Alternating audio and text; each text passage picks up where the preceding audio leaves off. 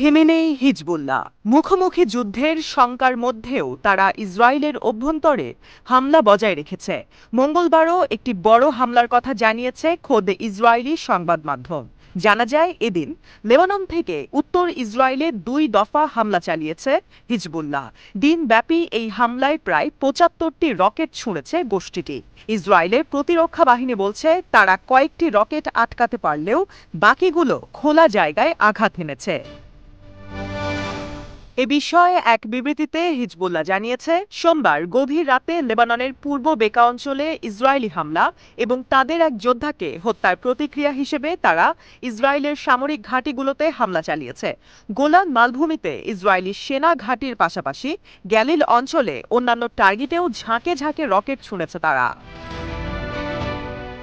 গোষ্ঠীটি বলেছে, তারা নাফা ব্যারাকে ইসরায়েলি বাহিনীর গোলান 210 ডিভিশনের সদর দপ্তর, ইয়ার্ডেন ব্যারাকের 210 ডিভিশন এবং আর্মার্ড রেজিমেন্টের সদর দপ্তরকে টার্গেট করে হামলা চালিয়েছে। বিবৃতিতে হিজবুল্লাহ বলেছে, গাজায় আমাদের অটল ফিলিস্তিনি জনগণের সমর্থনে এবং তাদের বীরত্বপূর্ণ ও সম্মানজনক প্রতিরোধের সমর্থনে প্রতিশোধ নেওয়া হয়েছে। এর আগে সোমবার ইসরায়েলের পশ্চিম গ্যালিলিতে হিজবুল্লাহর ড্রোন হামলায় এক ইসরায়েলি চিফ ওয়ারেন্ট অফিসার নিহত হয়।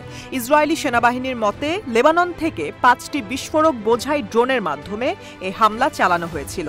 এর মধ্যে 3টিকে আয়রন ডোম এয়ার ডিফেন্স সিস্টেমের মাধ্যমে নিষ্ক্রিয় করা হয়।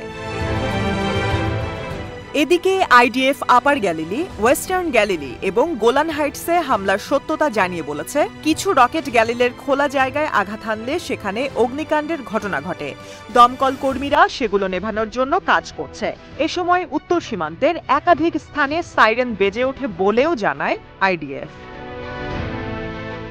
আইডিএফ সোমবার রাতের হামলা স্বীকার করে জানিয়েছে, তারা টায়ারের কাছে দক্ষিণ লেবাননের দেইর কানুনে একটি ড্রোন হামলা চালায়। তাতে হুসেইন সুলেমান নামে একজন হিজবুল্লাহ অপারেটিভ নিহত হয়। সুলেমানকে হিজবুল্লাহর রকেট ও মিসাইল ইউনিটের একজন বিশিষ্ট সদস্য হিসেবে চিহ্নিত করেছে আইডিএফ।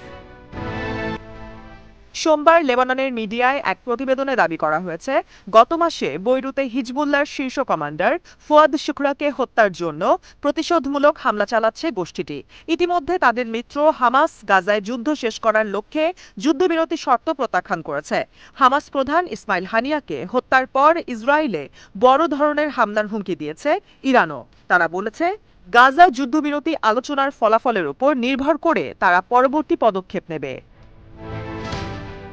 ইসরায়েলের সংবাদ মাধ্যম জানিয়েছে, হিজবুল্লাহর হামলায় এখন পর্যন্ত ইসরায়েলের অন্তত 26 জন বেসামরিক নাগরিকের মৃত্যু হয়েছে।